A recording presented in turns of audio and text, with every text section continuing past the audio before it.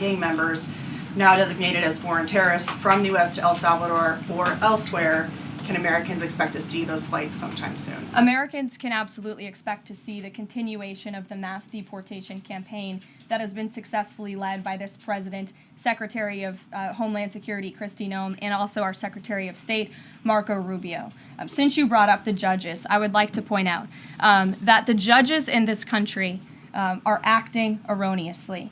We have judges who are acting as partisan activists from the bench. They are trying to dictate policy from the President of the United States. They are trying to clearly slow walk this administration's agenda, and it's unacceptable. As the President said last night, we will continue to comply with these court orders. We will continue to fight these battles in courts, but it's incredibly apparent that there is a concerted effort by the far left to judge shop, to pick judges who are clearly acting as partisan activists from the bench in an attempt to derail this president's agenda. We will not allow that to happen. And not only are they usurping the will of the president and the chief executive of our country, but they are undermining the will of the American public, tens of millions of Americans who duly elected this president to implement the policies that are coming out of this White House. And then one more question. Senate Minority Leader Chuck Schumer said yesterday that he was united with Democrats in working against Americans who, quote,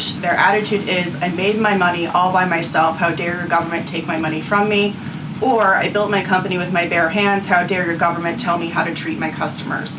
What is the president's response to this given his upcoming tax agenda and need to work on Capitol Hill? Well, we certainly hope that Democrats all of a sudden are for more money in the pockets of the American public. The president has made it incredibly clear that he is committed to tax cuts. He is committed to passing a big reconciliation package later this year, ending no taxes on tips, taxes on overtime, no taxes on Social Security for our hardworking seniors. And we encourage everybody on Capitol Hill to support that when it comes to the finish line, especially Democrats who clearly need a boost from the American public right now. Their approvals are at an all-time record low. Thanks for being with us, Katie. Garrett. I have one other question, but I want to follow up on Katie's question, actually. You said the mass deportation campaign would continue, but she asked about the flights specifically. Will those flights to El Salvador continue while this case is being appealed? We don't have any flights planned specifically, but we will continue with the mass deportations. And I would just like to point out that the judge in this case is essentially trying to say that the president doesn't have the executive authority to deport foreign terrorists from our American soil. That is an egregious abuse of the bench. This judge does not have that authority. It is the opinion of this White House and of this administration, and that's why we're fighting this in court. And it's very, very clear that this is an activist judge who is trying to usurp the president's authority. Under the Alien Enemies Act, the president has this power, and that's why this deportation campaign has continued. And this judge, Judge Boasberg, is a Democrat activist.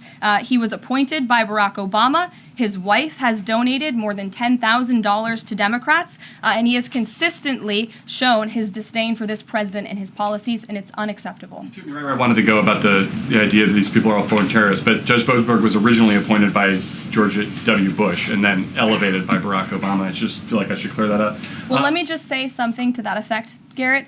67% of all of the injunctions in this century have come against which president? Donald J. Trump. Let me say that again. 60% of the injunctions by partisan activists in the judicial branch have come against President Donald Trump, and 92% of those have been from Democrat-appointed judges. This is a clear, concerted effort by leftists who don't like this president and are trying to impose or slow down his agenda. So, given that, do you think it's a good use of Congress's time and the president's political capital to try to impeach and remove a federal judge, which would take 67 votes you're unlikely to get in the Senate? Well, look, the president has made it clear that he believes this judge in this case should be impeached, and he has also made it clear that he has great respect for the Chief Justice John Roberts, and it's incumbent upon the Supreme Court to rein in these activist judges. These partisan activists are undermining the judicial branch by doing so. We have co-equal branches of government for a reason, and the president feels very strongly about that. Jackie. Thanks, Caroline. What options does the president have to he says he's going to follow court orders. He wouldn't defy a court order, but he's raised these concerns about these judges acting in such a partisan way. What option does he have to ensure that his agenda continues to move forward while this is ongoing and the judges appear to be trying to just block and delay and impede? Well, you're right. They are trying to block, delay, and impede. This is lawfare. The president is no stranger to it. He faced it in his campaign, and this is a continuation of the lawfare that President Trump faced as a candidate, and he's now unfortunately facing as a president. Clearly, these partisan activists in the judicial branch didn't get the memo on November 5th when the American people overwhelmingly re-elected this president to continue with mass deportations. So White House counsel and the Department of Justice are working on this. They're appealing these cases, and we will continue to use the full weight of the White House counsel's office and the president's team of lawyers to fight this in court, because we know we will win, even if we have to go all the way to the Supreme Court. One more on TDA. Andy McCarthy said in an interview with Hugh Hewitt, he certainly agrees with what the president is trying to do with the Alien Enemies Act, but he's not sure that the law is completely on his side. He cites some previous Supreme Court rulings dealing with enemy combatants in wartime, says that even they have a challenge or a right to challenge their detention in court.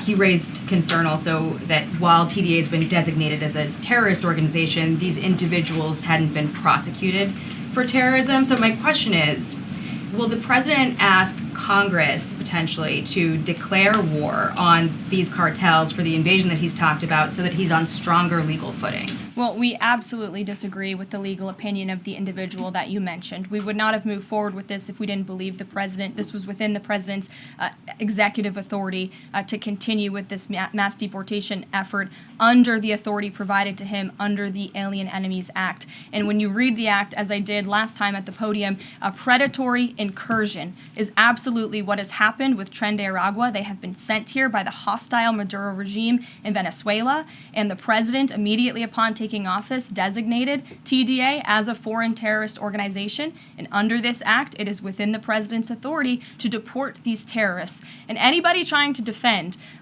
these terrorists who have now been sent off of American soil should talk to the families of the individuals who these heinous monsters have killed and have raped. If you talk to those families, they are so heartened by the president's decision to take tough action and to use his executive authority, something that no other president has been willing to do, because President Trump does what he says he's going to do, and he is deporting these foreign terrorists from American soil to secure our homeland, and he's within his rights to do that. Jennifer. Very quickly on Tesla, there's a website that's trying to dox Tesla owners across the country and saying they're only going to take down personal information when people show that they've sold their cars. What's the administration going to do about that?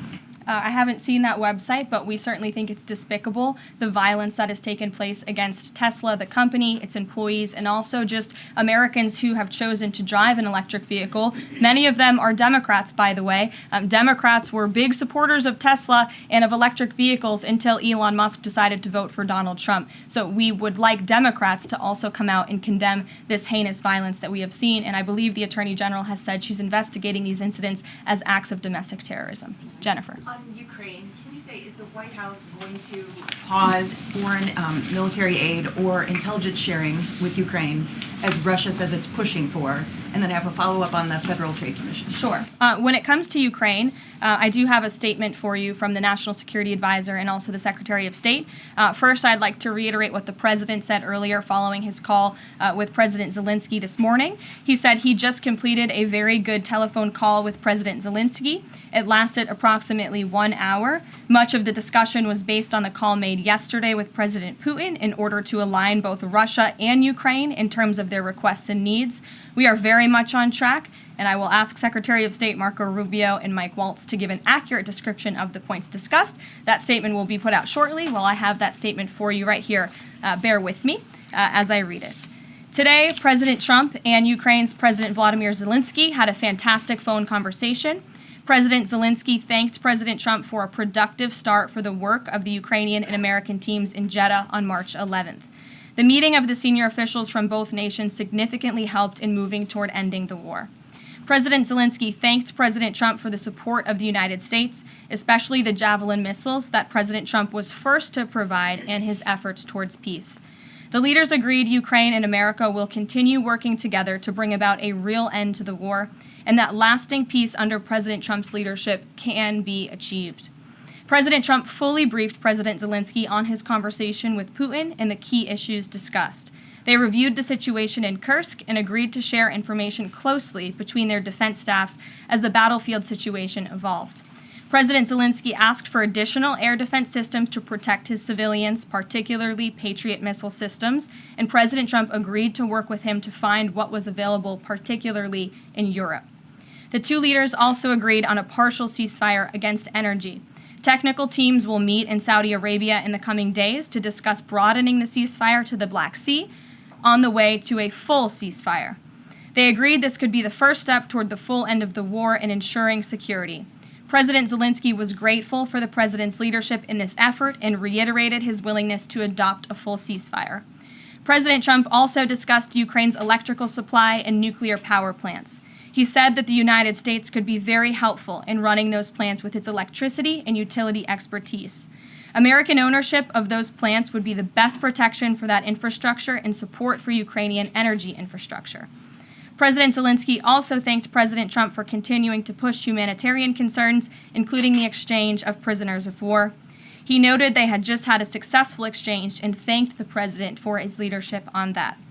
President Trump also asked President Zelensky about the children who had gone missing from Ukraine during the war, including the ones that had been abducted.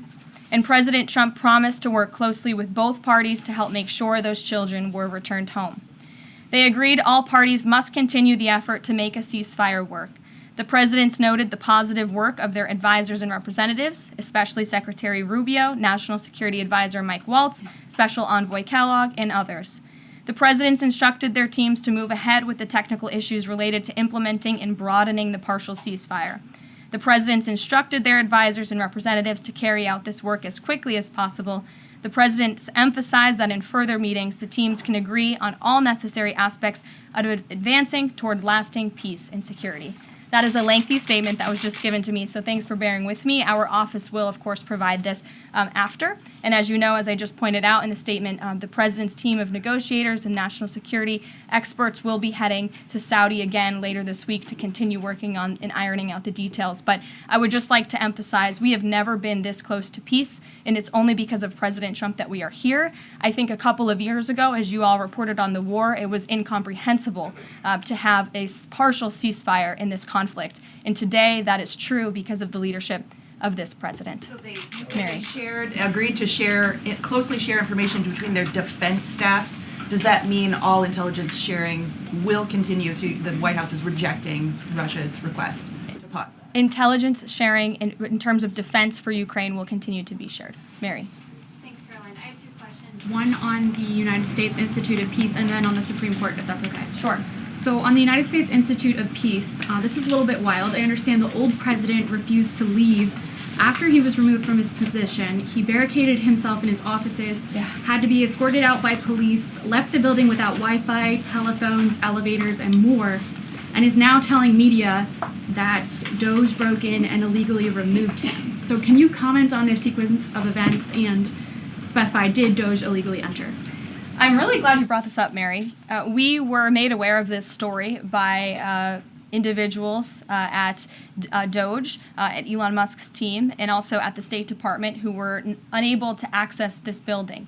And it became very clear that there was a concerted effort amongst the rogue bureaucrats at the United States Institute of Peace to actually physically barricade themselves essentially inside of the building to prevent political appointees of this administration who work at the direction of the President of the United States to get into the building. There was a piece in the Daily Caller, thank you for sharing the truth on this, about what happened.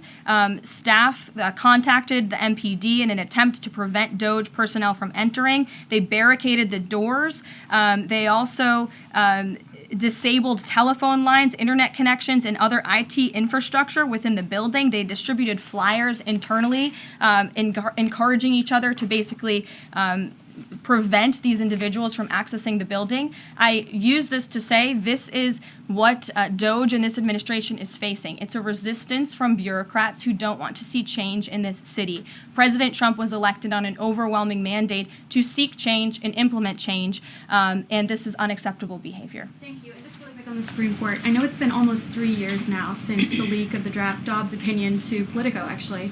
A leak which sparked protesting outside the homes of the justices and even brought on one attempted assassination attempt. I know Justice Alito said that it made the justices targets for assassination, but yet the Supreme Court has not tracked down any leaker. Does the White House have interest in finding out who that leaker was, and can you comment on that at all? I know generally speaking the president has an interest in finding leakers and he believes it's unacceptable and it's the position of this administration. You've seen the Secretary of Homeland Security has taken tough action at her agency. Leaking is unacceptable to this president and to the leaders across the board in this cabinet, especially when it puts people in harm's way. Sure. Thank you, Karoline. A mom whose daughter was forced to change in a locker room with a biological male at school filed a complaint with the DOJ. How will the Trump DOJ deal with violations of President Trump's orders protecting women and girls like this? I would defer you to the Department of Justice on that specific case, but the president has made it incredibly clear that it is the policy of this administration that there are only two genders, male and female, only two sexes rather, male and female, and that we are not going to tolerate such behavior by men pretending to be women. The president will continue to strongly stand for the rights of women and girls, not just in sports and on athletic fields, but also in private spaces like locker rooms and bathrooms. Sure. Go ahead. Thank you. On the FTC, two quick questions. Can you explain the president's thinking in his decision to fire the two Democratic commissioners, especially given that Mark Meadow is on track to be confirmed next week and there would be a Republican majority? My biggest question is why now? Sure. Because the time was right to let these people go, and the president absolutely has the authority to do it. And they were given ample notice in a letter that I believe your outlet reported on. So it pretty much explains exactly why this administration chose to let those individuals go. Is the ultimate goal to get this to the Supreme Court to try to overturn the 1935 precedent? The goal was to let these individuals go. If we have to fight it all the way to the Supreme Court, we certainly will. Rachel. Back to those deportation flights to El Salvador, can the administration provide any more details on how authorities determined that each of those men were in fact members of a gang? And if the White House can publish images, photos, videos of those men, why can't the administration just release basic information like their identities and names? We are not going to reveal operational details about a counterterrorism operation, but what I can assure you, as I said on Monday, we have the highest degree of confidence in our ICE agents and our Customs and Border Patrol agents who have committed their lives to targeting illegal criminals in our country, particularly foreign terrorists, and they had great evidence and indication. They have the highest degree of professionalism, and they were 100% confident in the individuals that were sent home on these flights and in the president's executive authority to do that. Follow up, I know in the last briefing you cited privacy concerns as a reason why the administration may not be able to reveal the identities.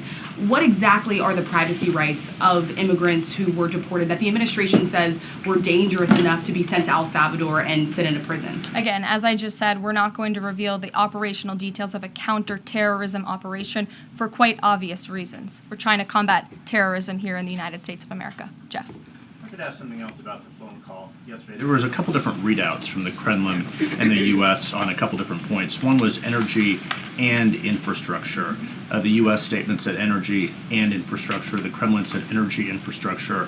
What is your understanding of what the actual substance of that disagreement was? Then I have one other question on that. I would defer you to the readout that was provided by the White House. That's our understanding, and that's the truth. And if I could ask you a question about the judge as well. How does a president define a bad judge? Is it just someone who disagrees with him? And is that a dangerous precedent in this case, because this is a temporary ruling from Judge Boasberg that he could ultimately rule in your favor? Is he setting up a standard here for calling for the impeachment of a judge who may ultimately rule on your side? No, it has nothing to do with disagreeing with the president on policy. It's with disagreeing with the Constitution and the law.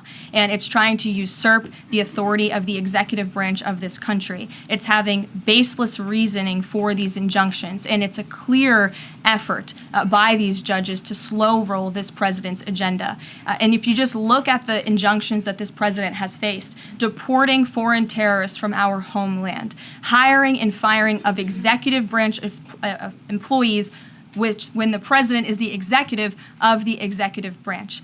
You also see an injunction by a partisan activist judge when it comes to the Secretary of Defense trying to determine the readiness of our troops and the qualifications of our troops in our armed forces. Does a single district court judge really have more authority over the Commander-in-Chief and the Secretary of Defense to determine who should serve in our United States Armed Forces? Absolutely not. Anyone who has taken a basic civics lesson can understand that, and it's ridiculous lawfare that we are witnessing. And it's the president said he respects the Chief Justice here. Mm-hmm. Does he respect him specifically on this case and this opinion, or respects him overall? And has he spoken to any other Supreme Court justices? The president respects Chief Justice Roberts overall. He just expressed that to me in the Oval Office, but it's also quite clear that the Supreme Court needs to rein in these judges who are acting as partisan activists, and they are undermining the judicial branch, and it's a dereliction of duty on their behalf. Deanna, go ahead. Thank you so much, Karoline. On the call with Zelensky, did they discuss the minerals deal at all? Is that back on the table, and what do the Ukrainians have to do to get that back on the table? And then one on the Russia call as well. Again, I just provided a very lengthy readout of the call that was provided by the Secretary of State and the National Security Advisor. And now we have moved beyond the economic minerals deal. We are at a place of peace. We're at a partial ceasefire, and we're moving towards a full ceasefire and a long-standing peace in this conflict. And that's great news for the American public. Kremlin readout mentioned that Trump and Putin spoke about potential U.S.-Russia hockey games. And the Kremlin readout also said that Russia wanted the U.S. to stop U.S. intelligence and U.S. funding to Ukraine. The president has said that that conversation did not happen. Just wondering if you can get us any more clarity on that. And also, again, if it's energy infrastructure or if it's energy and infrastructure, because I think there is a big difference between that. Again, as for the readouts of the call, I would defer you to ours. And when it comes to the topic of hockey, it did come up. However, we're more interested in securing a peace deal than scheduling hockey games right now. Sean. Hey, about the deportation flight. So, was it the president himself who directed the planes to stay in the air after the judge ordered them to turn back? The president invoked the Aliens Enemies Act with a proclamation, which then directed the Department of Homeland Security and the Department of State to move forward with the plan of action. And as I said yesterday, all of the planes that were subject to the judge's written order took off before the order was submitted in court. I was asked and answered that question multiple times yesterday. Kate, go ahead. Is the president still considering pressuring Russia with sanctions or tariffs to try to get a full ceasefire? And is there any kind of deadline or timeline that the White House has in mind for when that pressure might ramp up? Again, the president had a nearly 2-hour-long call with President Putin yesterday. We provided a readout of that call, and we have his negotiating team heading to the Middle East this week to continue these discussions in regards to sanctions and any other details. I'm not going to give a readout of those from this podium. And on TikTok, is Oracle the leading contender for a deal? And would the U.S. back a deal that keeps TikTok's algorithm and the underlying technology still in Chinese hands? As President Trump does so well, we don't get ahead of ourselves when we are in the midst of the art of the deal. So when the president and this team are ready to announce a deal on TikTok, which is a high priority for the president, we will make that known. I've seen that reporting, but I'm not going to comment on it just yet. Sure, go ahead. Thank you, Press Secretary Leavitt. Some prominent Trump supporters have been making the case that Derek Chauvin deserves a pardon. They argue that he did not receive a fair trial. Joe Biden and other Democrats actually implied that he was guilty while the trial was going on. BLM rioters had these jurors under immense threat and pressure. Mainstream media, frankly, many news outlets here today are complicit here. They chose to ignore the autopsy report. They chose to ignore the full body camera footage. They decided to slander Derek Chauvin as a racist cop instead. Does the administration believe Derek Chauvin received a fair trial, and will they consider a pardon moving forward? The president has been asked and answered this question. He said it's not something he's considering at this time. Philip. Thank you. 2 questions. First, just a follow-up on the readouts from those calls. When it comes to the discrepancies between the U.S. and Russian readout of that call between President Trump and Putin, is it the president's assessment that something is getting lost in translation, or does he believe that the Russians are trying to play games here? Nope. The president believes in his team that put the readout out, and he also put his own out on Truth Social. We've been incredibly transparent about all of the president's calls with foreign leaders, and again, I would defer you to the readout. And then following up on Thank you, Karoline. White House said yesterday that gas prices across the U.S. have fallen for the fourth straight week. 34 states now seeing gas under $3 a gallon. This limited ceasefire with Ukraine regarding oil refineries, energy, will that affect gas prices here in the U.S.? Well, it's certainly the president's hope that gas prices will continue to fall, and he's working every single day to ensure that we do. As you just mentioned, there's been very encouraging data. Inflation is cooling and gas prices are falling. The president has established a National Energy Dominance Council, and it's ultimately the president's goal. And this administration is working hard on it every single day to increase our energy production right here in the United States of America, to have it Trump energy boom like we saw in our first term, which will not only lead to lower fuel prices here at home, but also lessen the rate of inflation that was created by the previous administration. One more on Tesla, Karoline. Tim Walz, Governor Walz, saying last night he frequently checks Tesla stock. In doing so, to quote, give me a little boost during the day. How should Americans view politicians who take pride in the downfall of an American car company? I think that's quite sad, but I think Governor Walz unfortunately is living a sad existence after his devastating defeat on November 5th. Reagan, go ahead. Thank you, Caroline. Across the country, Tesla cars are being lit on fire, dealerships are being shot up, Molotov cocktails are being used. There was a website posted yesterday that shared the addresses of private Tesla owners and reportedly had Kash Patel's information on it. A.G. Bondi has called this acts of domestic terrorism. Does the White House have any indication that this is some sort of coordinated movement or that it's being funded by some outside group? And do you know if the investigation by the DOJ is being investigated as incidents of organized terror? I believe the Attorney General has made her comments clear on that. She is investigating these events as acts of domestic terrorism, and we fully condemn them. And as I said earlier to Jackie's question, we think it's despicable what is happening to not just this American company, but also their innocent employees. And again, innocent Americans who drive these vehicles. And we condemn it wholeheartedly. Sure. More than 24,000 workers in 18 agencies are in the process of being reinstated.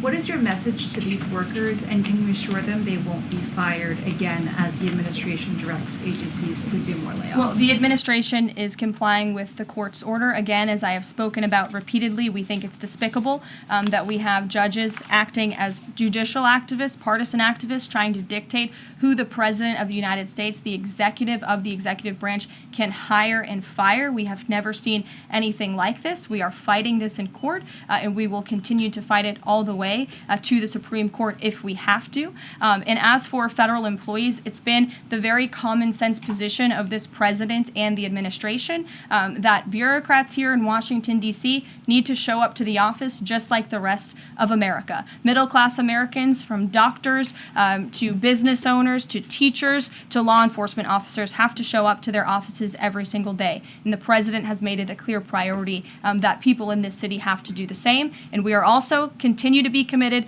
to reducing the scale of our workforce and to reducing the size of our federal bureaucracy here in Washington, D.C. to save taxpayers' money. Annie, go ahead. Thanks so much. In the statement that you read, you referenced the president's interest in helping return Ukrainian children to their parents and to their families. There's an organization that provides intel and information about those children that their aid has been cut. It's a Yale University program that used foreign aid. And I'm curious if, as part of this new thinking with Ukraine, that aid might be unfrozen. I have no updates about that or that specific program at this time. Karen. Follow up on your answer to the question on the minerals deal. You said that the White House has moved beyond the minerals deal. What does that mean? Is that no longer on the table? Nope. It means the minerals deal was that first set of framework that you all saw in that very public meeting with President Zelensky and President Trump in the Oval Office. We are now focused on a long-term peace agreement. As you know, on that deal or that meeting between President Zelensky and President Trump, the Ukrainian president at the time wasn't talking about a greater peace deal. We are now at that place where we are talking about that. So we've moved beyond just the economic minerals deal framework, and we're looking at a lasting ceasefire. Right now we're at a partial ceasefire, but again, the president is sending his highly skilled, intelligent, and experienced team to Saudi Arabia later this week to continue fighting for peace in this conflict. And I would just reiterate one more time, we have never been closer to peace than we are today. Thank you very much, everybody. We'll see you later. Caroline, you got a question?